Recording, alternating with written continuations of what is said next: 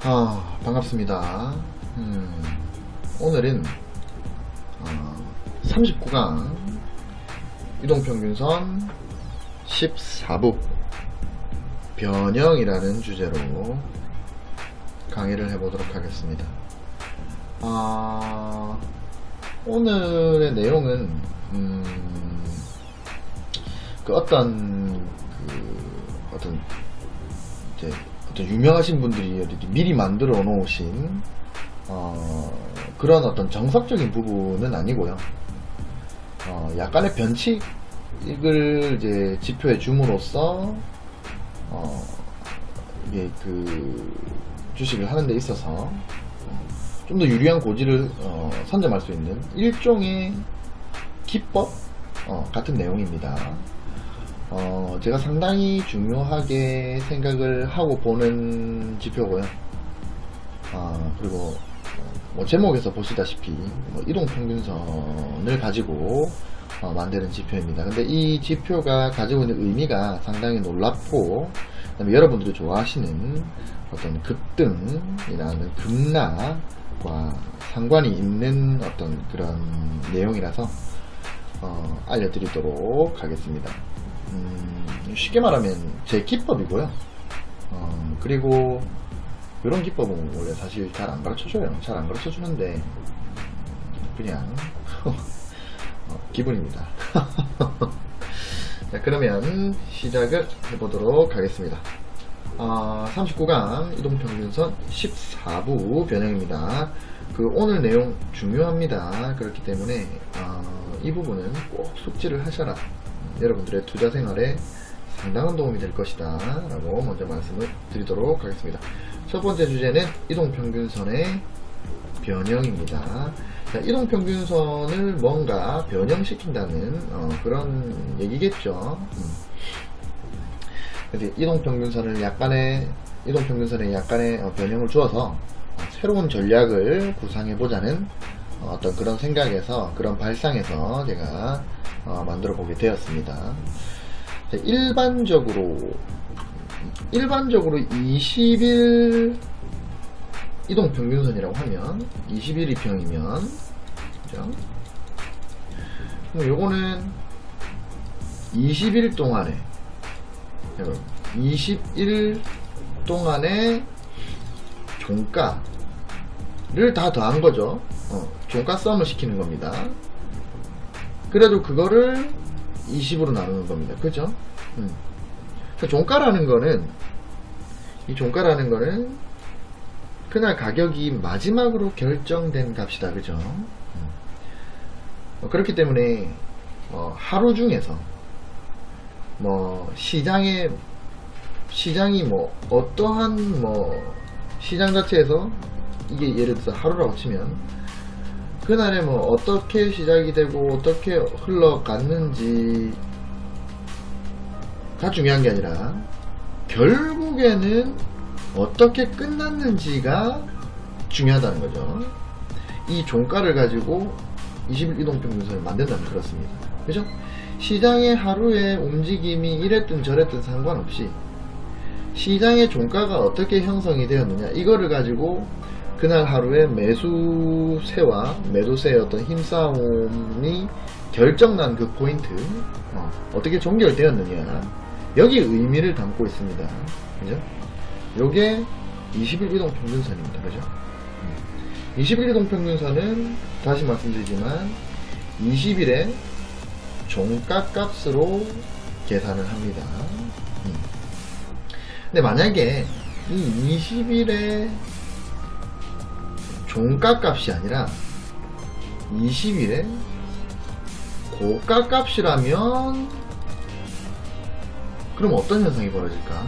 여기에 대해서 한번 생각을 해보는 겁니다. 자, 만약에 이 21선의 기준값을 종가 값이 아니라 고가 값으로 바꾼다고 가정을 해보겠습니다. 그러면 이 20일 이평은 이름이 20 고가이평이 되겠죠. 고가이평, 이제 20 고가이평이라고 제가 말씀드리겠습니다. 요거는 하루에 결론값이 아니라 하루 중에서 가장 높이 올라간 값. 그죠? 보시면 예를 들어서 오늘 하루가 이렇게 아침 9시부터 3시 30분까지 하루의 장이 이렇게 형성이 됐습니다.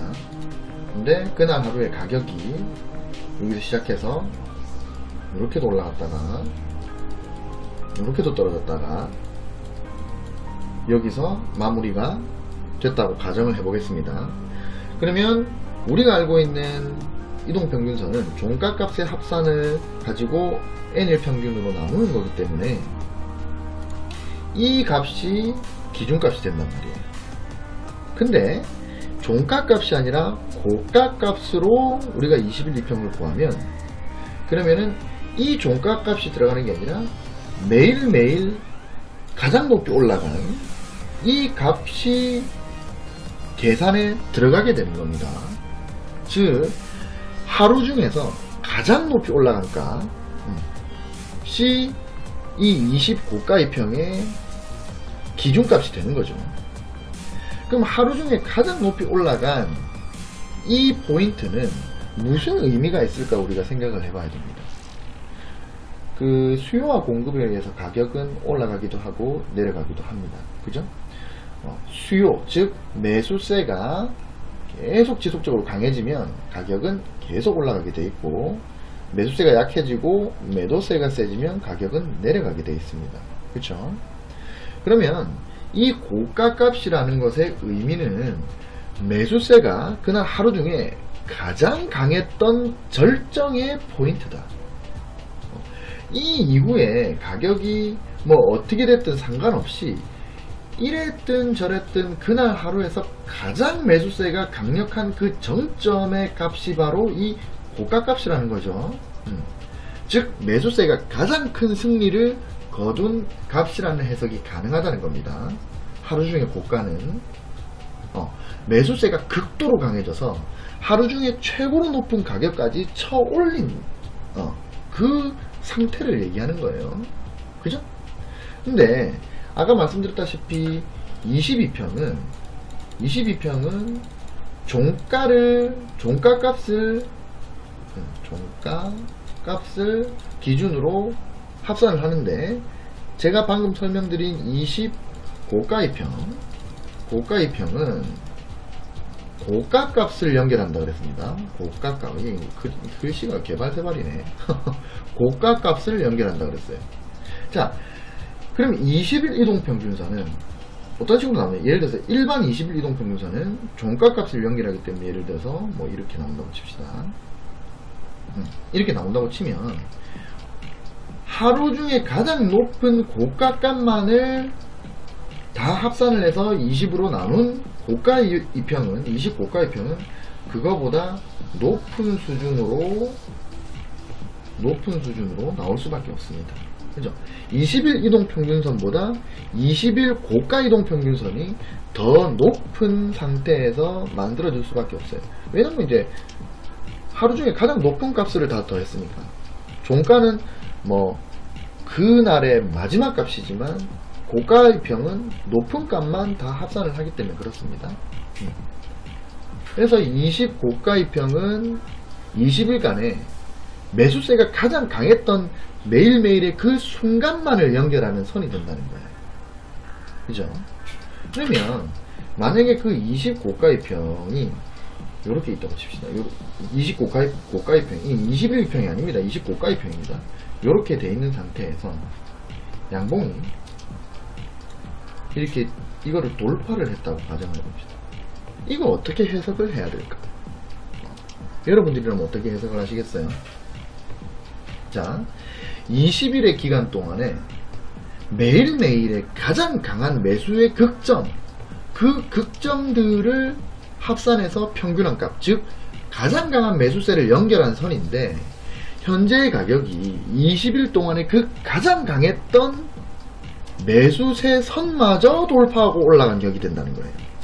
그러니까 이 선 자체도 어마어마한 매수의 강력한 매수의 어떤 흐름인데 그 흐름마저도 현재 가격이 돌파하고 올라간 가격이 된다는 겁니다.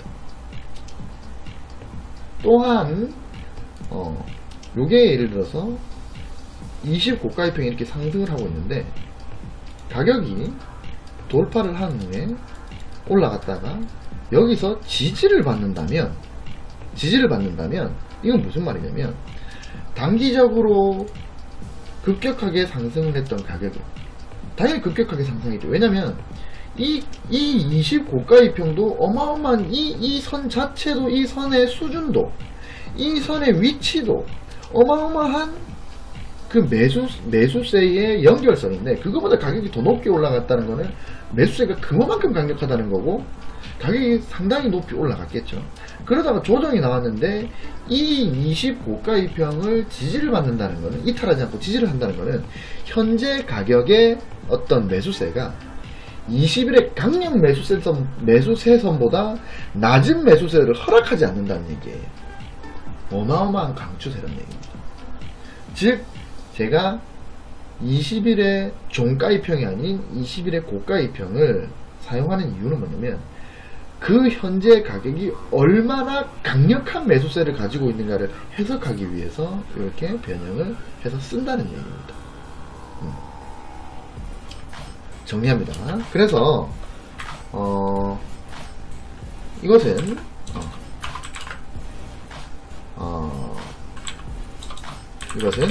현재 가격의 매수세와 20일 동안의 가장 강한 매수세의 평균과 비교하는 것이고, 그죠?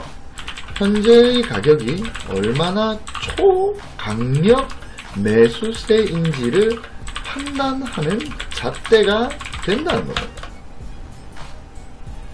이 20 고가선은 특히 20일 고가선을 돌파한다는 것은 20일간의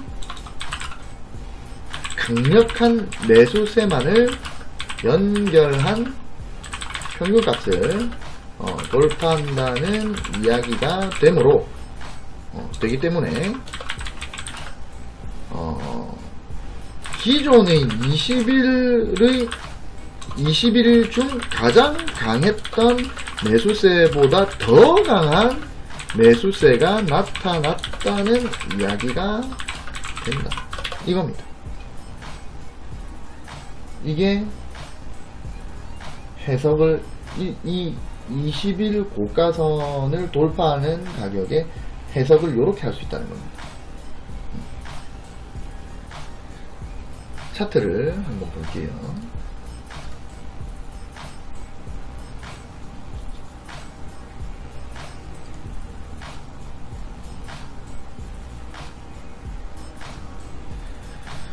자, 우리가 차트를 열어서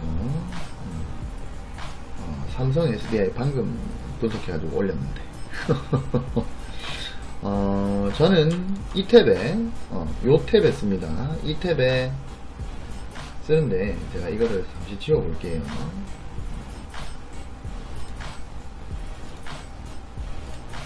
자, 지금 여기 빨간 선이 20일의 고가를 연결한 선입니다.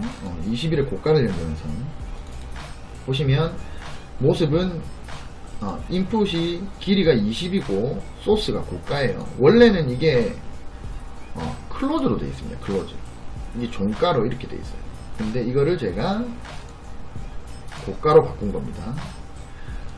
지금 잘 보시면 이게 종가로 바꾸면, 클로즈로 바꾸면 선이 약간 아래로 쳐집니다. 잘 보세요. 바뀝니다. 그죠? 약간 아래로 쳐져요. 근데 이거를 고가로 다시 바꾸게 되면 선이 살짝 위로 올라갑니다.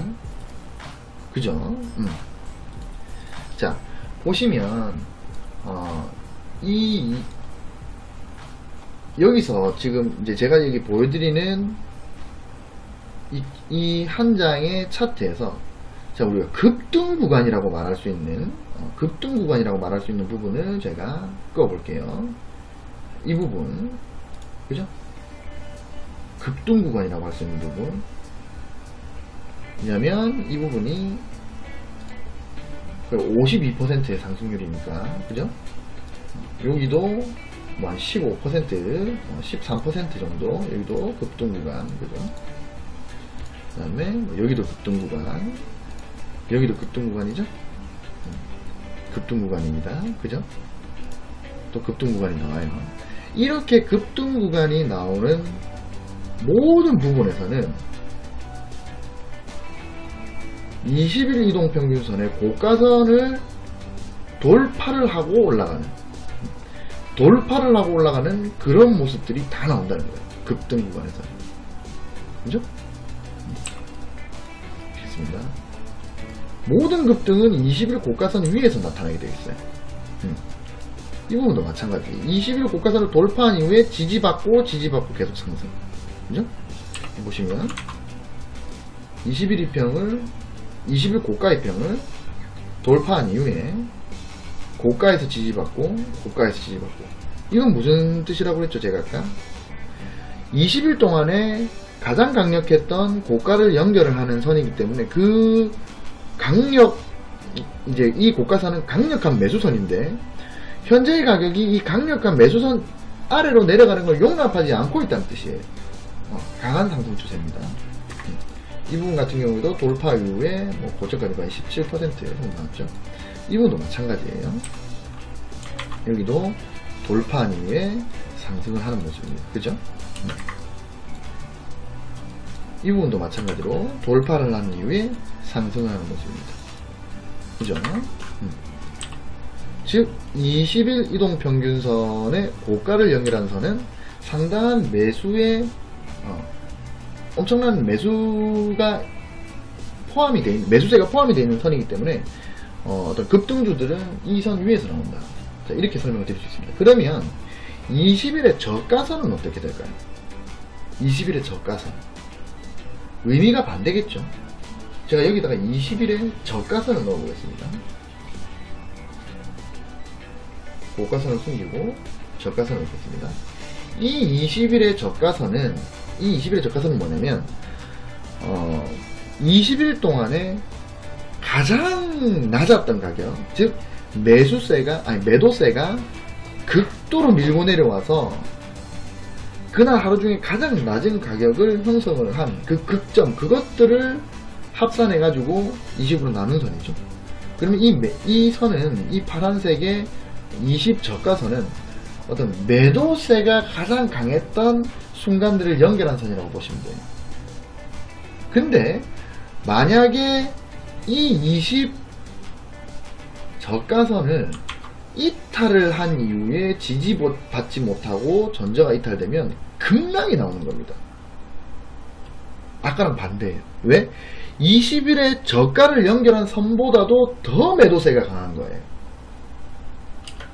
20일 동안에 평균적으로 가장 강했던 매도세가 가장 강했던 그 포인트를 연결한 선보다도 현재의 가격이 더 매도세가 강하면 급락이 나오겠죠, 당연히.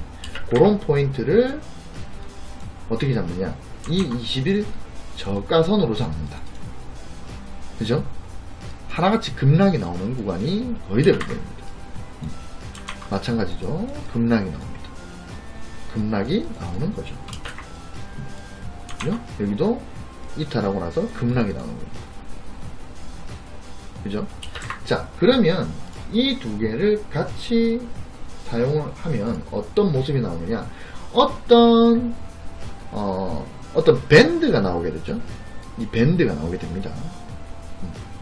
그럼 이 밴드에 우리가 공략해는 매수의 관점에서는 이 밴드의 상단 부분을 타고 가는 어떤 그런 가격을 우리가 잡아야 되고, 이 밴드의 하단에서 노는 가격은 거들떠도 보면 안 된다. 매수의 관점이라고 하겠습니다. 그죠? 이 밴드 자체가 가장 강했던 매수가 가장 강했던 20일 동안에 매수가 가장 강했던 그 포인트들을 연결한 선과 매도가 가장 강했던 포인트를 연결한 선입니다. 그 사이는 당연히 지지의 역할을 합니다. 매수와 매도의 힘싸움의 중앙이잖아요. 당연히 지지의 역할을 하겠죠. 근데 이게 지지를 보통 이 밴드 안에서 지지가 나오게 돼 있어요. 거의 대부분 이 밴드 안에서 지지가 나오게 돼 있습니다. 밴드 안에서. 근데 이 밴드를 돌파하면 엄청나게 강한 매수세가 들어왔다. 이 밴드를 이탈하면 엄청나게 강한 매도세가 들어왔다. 이렇게 판단을 하시면 된다는 겁니다. 특히 모든 급등은 전부 다 이 밴드의 상단을 돌파한 이후 지지를 받는 상황에서 나오고, 모든 급락은 밴드를 이탈을 한 다음에 돌파를 하지 못하는 상황에서 나옵니다. 그러면은 여러분들이 이거를 아신다면 어떻게 됩니까? 요 밑에서는 매매를 안 하겠죠. 이게 돌파하고 나서부터 매수를 고려하게 되겠죠. 요거를 비트코인으로도 한번 볼게요. 비트코인.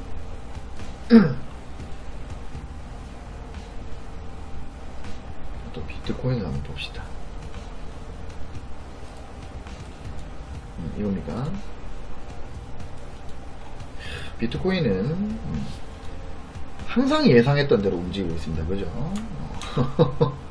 그죠? 역시 이 채널을 돌파를 하지 못하고 일단은 꺾인 상태입니다. 모르죠. 여기 장기 추세선 위에 있네요. 지금 3일간 여기는 별로 좋은 자리가 아니에요. 올라가도 채널의 상단과 그 다음에 이전 상승 채널의 하단부가 있기 때문에 둘 다 저항이 나올 수 있는 자리거든요. 그러면 내가 여기서 잡는다 하더라도 기대 수익률이 낮잖아요. 이렇게 해봐야 10% 이 정도밖에 안 되잖아요. 만약 올라간다 하더라도 시간이 좀 지나서 이 친구가 이렇게 많이 타고 간다면, 그죠? 예를 들어서 이 친구가 이렇게 타고 간다면 그럼 뭡니까? 이 포인트부터는 기대 수익률이 높아지죠. 30% 가까이 되죠. 하지만 현재의 기대 수익률은 낮다. 그래서 현재는 뭐 그닥 그렇게 좋은 자리는 아닌 것 같다. 예전에 제가 했었죠. 여기서 돌아 나갈 때 사고 돌아 나올 때 팔아라. 그대로 가고 있네요. 근데 그게 중요한 게 아니고 자, 우리가 급등이 나왔던 구간, 꾸준한 상승이 계속되었던 구간, 과거에서 보면 이 밴드를 이 20 고가선과 20 저가선으로 만든 이 밴드를 밴드에서 지지를 받다가 밴드에서 이 밴드 부근에서 어떤 박스권을 유지를 하다가 돌파를 하고 올라가는, 그죠? 요 전고를 돌파를 하고 올라가는데, 그러면서 밴드의 상단도 돌파해서 올라가죠. 이런 보다 급등이 나온다. 그죠? 여기서도 돌파를 하고 나서 지지받더니 급등이 나오더라. 마찬가지로 돌파를 하니 급등이 나오더라. 그죠? 이 부분도 마찬가지죠. 조정을 받고 있으면서 이탈을 했다가 다시 재돌파를 했죠. 여기서부터는 강력 매수다. 이렇게 말씀드릴 수 있습니다. 자, 하락을 하는 부분에서 볼게요. 우리가 그 2017년 12월 연말에 잘 나가다가 자, 이탈이 됐습니다. 이탈이 되면서 어떻게 됐습니까? 20 고가선이 아래로 꺾이고 20 저가선도 아래로 꺾인 상태에서 밴드에서 어떤 박스권 움직임이 나오다가 이탈을 해버렸습니다. 그죠? 이탈. 제가 요때 나온 거거든요. 제가 요때 끊고 이제 비트코인은 이제 장기적인 투자는 안 하고 단타나 수익만 하고 있는데, 지금은 이제 비트코인도 잘 안 하고 있죠. 주식만 하고 있어서. 요런 자리가 바로 매도 포인트라는 거예요. 왜? 20 저가선을 하락 이탈을 했기 때문에 이거는 뭐다? 급락이 나올 가능성이 높은 겁니다. 급락이 나올 가능성. 네? 이 부분도 이탈 이후 급락이 나온 모습입니다. 그죠? 근데 이 20 고가선을 돌파를 한 이후에는 뭐다? 상승 추세가 나옵니다. 이게 별거 아닌 것 같죠? 이게 한 25%, 26% 정도 됩니다. 며칠 만에. 근데 또 이탈을 하니 급락이 나옵니다. 그죠? 최근에 여기서 특히 중요한 거는 이 밴드에서 장기간 횡보를 하면 이거는 음축 구간이고, 이 이후에 방향을 잘 봐야 돼요. 고가선을 돌파하고 올라가면은 매수지만 저가선을 이탈하고 나면 무조건 매도를 쳐야 됩니다. 특히 이 기간이 길면 길수록 힘을 그만큼 응축을 시켰기 때문에 강력한 파워가 나오는 거죠. 그러면은 여러분들이 이걸 아셨다면 이 부분에서는 절대 들어가는 사람이 없었겠죠. 그죠? 급락이니까. 자, 그러다가 최근에 상승을 좀 했죠. 이 상승이 보시면 20 고가권을 강하게 들어올렸어요. 강한 거래량으로 급등시켰습니다. 그죠? 그리고 20 고가와 저가선을 이탈하지 않고 계속 상승하는 거죠. 이 부분에서 이탈했기 때문에 여기는 매도가 나가야 되지만 재돌파를 했기 때문에 재매수가 들어가야 되는 자리입니다. 그죠? 즉 20 고가선을 돌파한 이후에 매수를 고려해야 되고, 20 저가선을 이탈한 그 순간부터는 매도를 고려해야 된다. 이렇게 제가 말씀을 드리겠습니다. 자, 그러면 여기서 제가 하나의 팁을 좀 드리도록 하겠습니다. 일종의 팁인데, 잠시만요. 이거를 볼까? 율초나락은 제가 못 잡았어요. 아쉽다. 이거는 못 잡았어. KTNG. 자, 봅시다. KTNG, 아까 제가 뭐 보고 있었죠?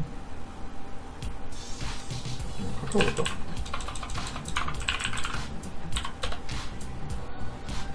자, 이게 카카오의 차트인데, 일단 제가 이거를 지워보겠습니다. 20 고가선과 저가선을 지우고, 자세히 잡으세요. 제가 이제 아까 주제에 해석까지 다 한 거예요, 지금. 제가 일목과의 콜라보레이션이라고 적었습니다. 그죠? 이제 일목균형표는 차후에 배울 내용이기 때문에 제가 간단하게만 말씀을 드리겠습니다. 정말 간단하게. 잠시만요.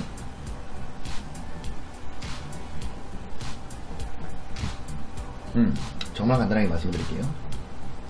일목균형표에는 선행경간 1과 선행경간 2가 있습니다. 일목균형표를 만드는 5개의 선이 있는데, 이게 전환선, 기준선, 선행경간 1, 선행경간 2, 그 다음에 후행스팬, 이렇게 있거든요. 뭐 선행스팬이라고 부르죠. 그 선행경간, 선행스팬 1과 선행스팬 2가, 이 두 개가 뭐를 만드냐? 흔히 말하는 구름대를 만듭니다. 구름대. 제가 그거를 지금 여기다가 한번 보여드리도록 할게요. 구름대. 요거? 그죠? 지금 이게 카카오의 차트인데, 보시면, 이게 이제 선행경간 1이에요. 선행스팬 1. 그리고 이게 선행스팬 2입니다. 이 선행스팬 1과 선행스팬 2를 가지고 이렇게 어떤 영역을 만들어요. 이거를 구름대라고 합니다. 구름대. 구름처럼 생겼다 그래서 구름대예요. 원래는 이제 구름대가 아니고 저항밴드라고 말하는데, 저항밴드가 원래 옳은 표현인데 다들 구름대 하니까 그냥 구름대라고 표현을 하는 겁니다. 자, 이 구름대는 원리가 어떠냐면 이런 거예요. 지금 보시면은 현재 가격은 여기 있어요. 그죠? 현재 가격은 이 카카오의 현재 가격은 여기 있는데, 구름대는 지금 여기까지 나가 있단 말이죠. 이게 뭘까? 이게 기간이 양편 넣기로 26일입니다. 이게 25봉이죠. 근데 앞에 것까지 합산하면 총 26봉이 되는 거예요. 1, 2, 3, 4, 5, 26개 맞습니다. 양편 넣기로 26봉인데, 자, 현재의 가격, 이 현재의 가격에서 형성되는 선행스팬 1과 선행스팬 2를 26일 미래에다가 그리고 있는 거예요. 근데 이 선행스팬 1은 자, 선행 1은 이게 기준선과 전환선의 중앙값이거든요. 근데 이거를 뭐 며칠로 나타내면 한 17일 정도 됩니다. 17일. 그리고 선행 2는 52일이에요. 그럼 17일의 어떤 추세와 52일의 추세를 현재의 17일의 추세와 현재의 52일의 추세를 26일 미래에다가 미리 그려나가고 있는 게 구름대입니다. 선행 스팬 1, 2에요. 자, 그러면 이거는 무슨 의미가 있냐면, 자, 다 정리를 할게요.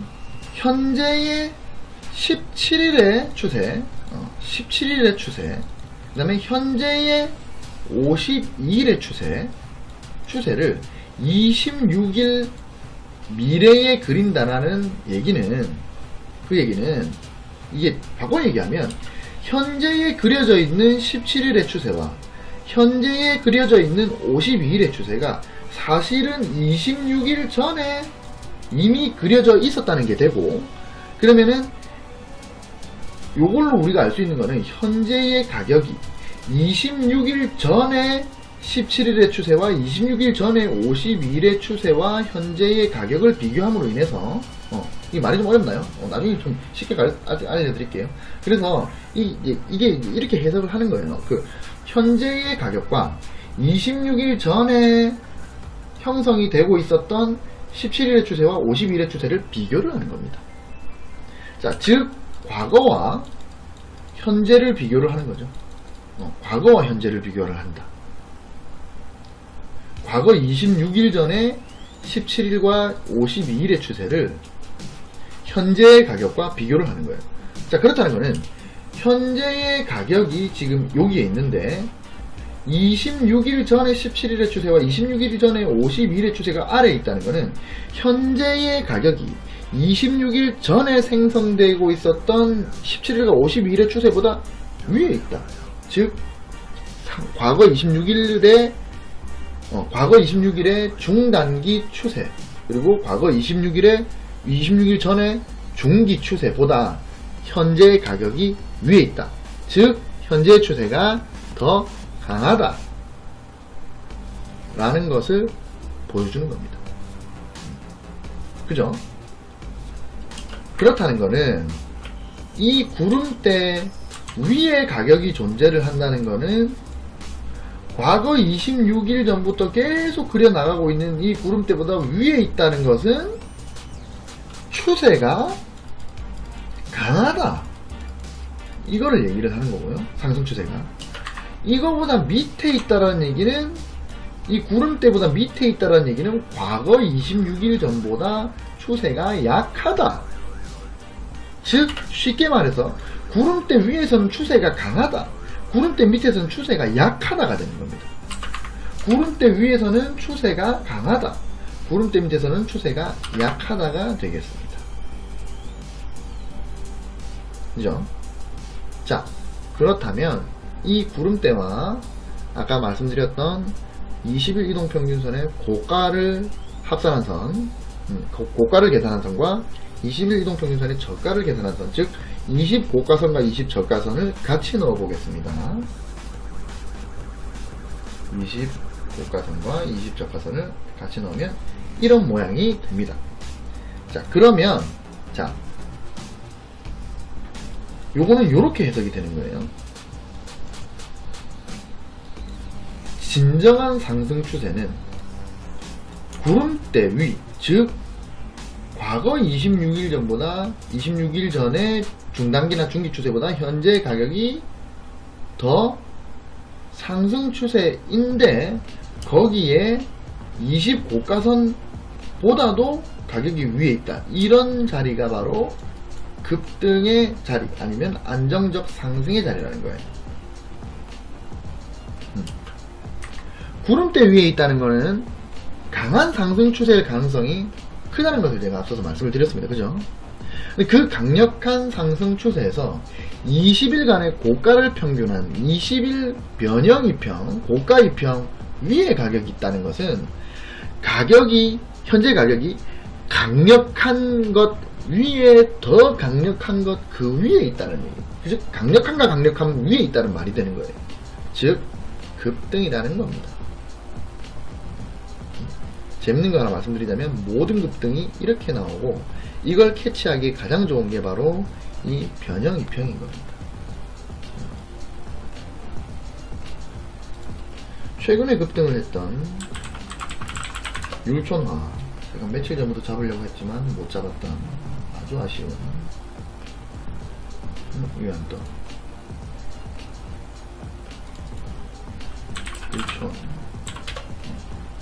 율촌화 보시면 구름대 위에서 20고가권을 강하게 들어올리면서 위로 요런 급등이 전부 다 어디서 나오느냐, 구름대 위 그리고 20고가 위, 여기서 나온다는 겁니다. 물론 이 자리를 이 자리를 잡을 수는 없어요. 사실 이건 모르는 겁니다. 근데 모든 급등은 이런 자리에서 나온다. 모든 상승은 이런 자리는 잡을 수 있겠죠. 구름대를 돌파를 하고 그리고 20 변형 이평도 지지를 받는 모양새, 요런 자리다. 요런 자리는 잡을 수 있겠죠. 그렇죠? 여기는 조금 애매해요. 여기는 위험한 겁니다. 왜냐면 20 변형 이평 위로는 올라갔지만 아직 구름대 밑에이기 때문에 안정적인 상승 구간은 아니에요. 그래서 급등의 다음에 급락으로 빠지는 그런 모습도 좀 나오고, 그죠? 이런 자리들, 그죠? 구름대를 돌파를 하면서 20 변형 이평도 돌파하는 이런 자리들, 일속 상승을 하죠. 20 고가선을 타면서, 그죠? 효성, 아무거나 다 볼게요. 자, 효성 보시면 제가 최근에 효성에 이제 매수 의견을 냈어요. 효성에 매수 의견을 냈는데 보시면 구름대 위를 재돌파를 하면서 변형 이평도 위로 돌렸죠. 그리고 현재 추세가 아직까지는 강한 매수세의 추세에 있다. 거기에 이제 저 같은 경우에는 이제 박스권, 이 박스권을 상향 돌파를 했기 때문에 그렇기 때문에 이 자리가 좋은 매수 타점이라고 생각을 하고 매수 의견을 냈던 겁니다. 근데 이 자리도 보시면 변형 이평 위 상방에서, 구름대 상방에서 지지를 받고 있는 모습이 나오고 있는 겁니다. 제가 오늘 제가 산 것 중에 이제 웅진이 있어요. 웅진. 아닌데.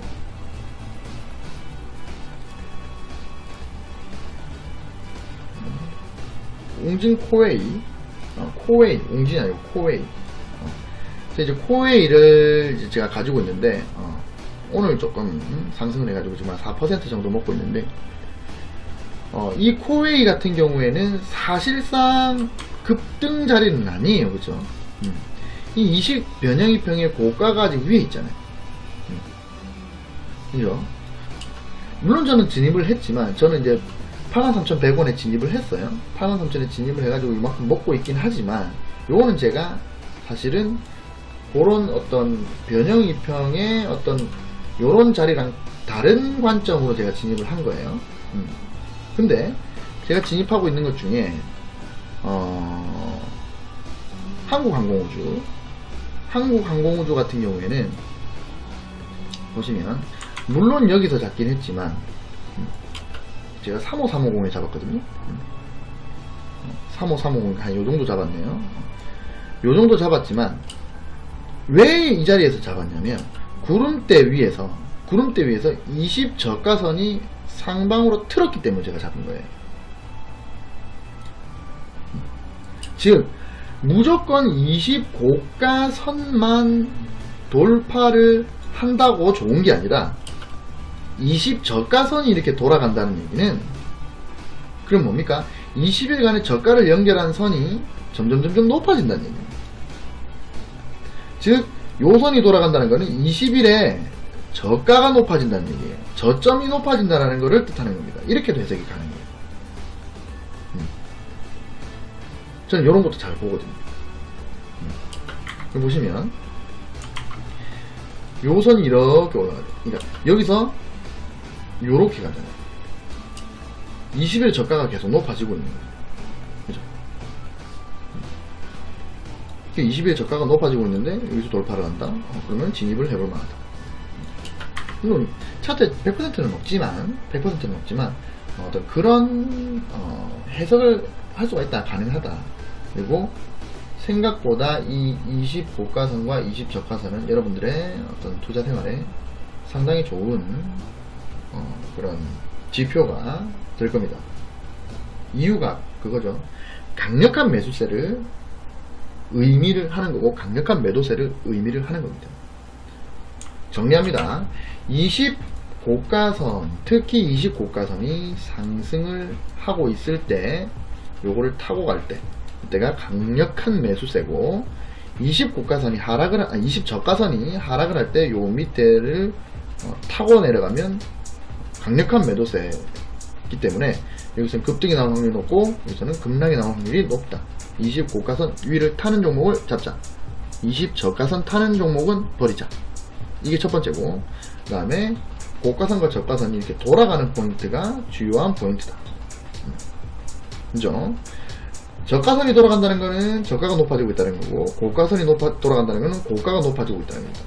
즉, 이 20 고가선과 20 저가선의 움직임은 DMI의 원리와 상당히 비슷한 상당히 비슷한 부분이 있어요.